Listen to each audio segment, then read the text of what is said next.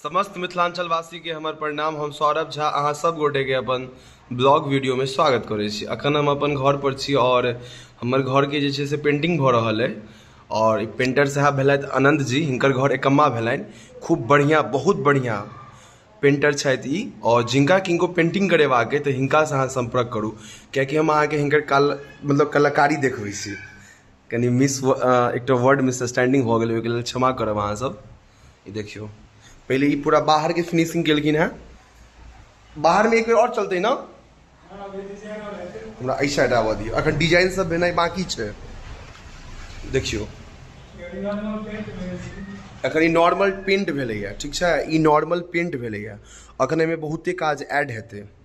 जैसे कि देखियो, आगा में डिजाइन हेतै, औरो बहुत सारा छै। एक बेर और पेंटिंग चलते, ओहि पर ऊपर ऊपर डिजाइन चलते, ओ जे बनल छै डिजाइन तै पर।